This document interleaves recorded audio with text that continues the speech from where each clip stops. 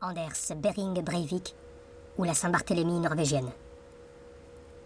Le regard sur la Norvège, après le drame de la tuerie attribuée au soi-disant fondamentaliste catholique Anders Behring Breivik, dans le marasme des émotions, de l'incompréhension, du choc et des questions, laisse pointer peu à peu des directions possibles d'analyse. Cet événement est un coup de massue.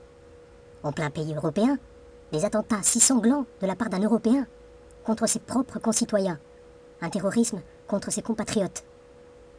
S'il y a bien des pays dont les idées de risque de guerre civile, précarité et émeute sont monnaie courante, la Grèce est la réaction de la population contre les plans de rigueur liés à la crise et à la dette, tout comme en Italie, en Espagne ou encore au Portugal, voire même Londres l'année dernière avec des étudiants investissant des bâtiments officiels pour protester contre l'augmentation des frais d'inscription à l'université, tout comme en France.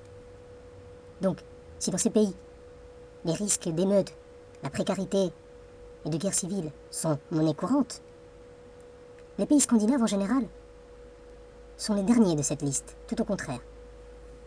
Une chose est sûre, pas besoin d'être pauvre, de subir l'injustice d'une puissance étrangère comme la subissent les populations irakiennes, palestiniennes ou afghanes, pour avoir la haine de l'Occident. L'on peut être bien portant, intégré, inséré, riche, avoir réussi dans la vie, et vouloir massacrer de sang-froid des dizaines et des dizaines d'innocents.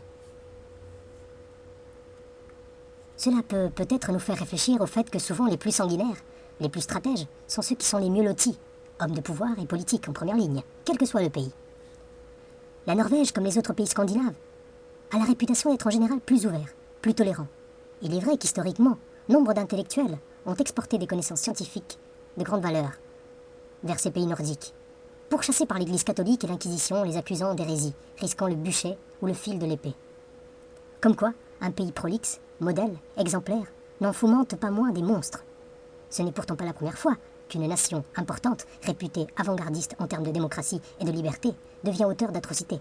Les États-Unis et les dommages collatéraux incessants massacrant des innocents, Israël et les massacres contre les Palestiniens, la France et les tortures et assassinats par centaines d'Algériens dans la nuit du 17 octobre 1961 à Paris et bien d'autres.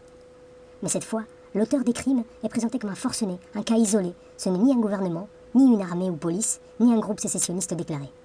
Le temps de comprendre ce qui se passe en Norvège, l'on reste avec cette impression de toute puissance, de demi-dieu avec une tête d'ange, ange de la mort, aux airs nazis, un visage placide, blond, aux yeux bleus, comme étudié pour le cas.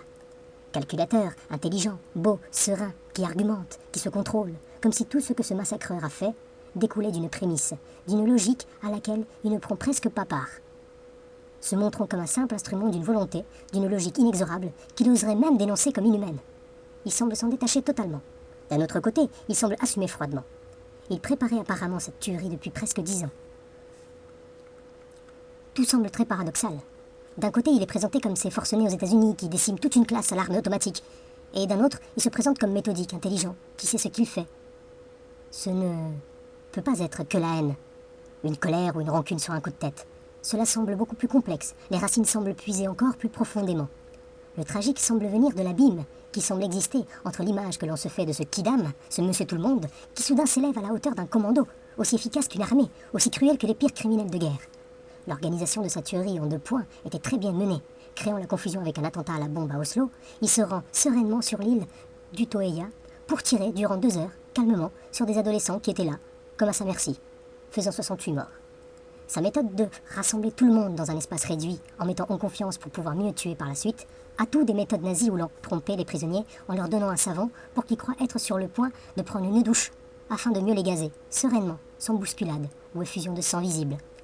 Ces méthodes ont tout du terroriste islamiste qui crée la confusion avec un premier attentat, se fait passer pour un médecin pour mettre en confiance les victimes, les rassembler autour de soi pour mieux les tuer par la suite en se faisant sauter, cette fois lui-même. Il n'y a pas d'autre mot. Le tragique continue de venir de cet abîme entre Monsieur Tout-le-Monde qui s'élève soudain à la hauteur des exécuteurs les plus efficaces de l'histoire de l'humanité. Comment s'expliquer le banal de ce personnage et en même temps l'efficace de la tuerie? Est-ce un dieu? Ment-il en disant qu'il est tout seul? Est-il présenté comme agissant tout seul pour peut-être protéger derrière des personnalités impliquées? On ne le saura peut-être un jour, peut-être pas. Est-il autodidacte? S'est-il formé sur Internet? Ou avec le CNED? En tout cas, il semble véhiculer toute une idéologie. Il a donc puisé dans des sources, des symboles déjà circulants, déjà existants. Son imaginaire semble faire partie de la panoplie bien classique des gènes en mal de reconnaissance, qui trouvent un sens en revenant aux racines. se perdant entre réalité et jeu de rôle, avec des druides, des lutins, magiciens, chevaliers à épée et compagnie, cornus, barbus, forces de la nature, le lien avec la terre, le culte de la bestialité. Et il puise aussi sur des terrains déjà bien moissonnés, de haine bien connue, anticommuniste et islamophobe, qui ressemblent aux haines de nos compatriotes de l'OAS dans les années 50 et 60 en France.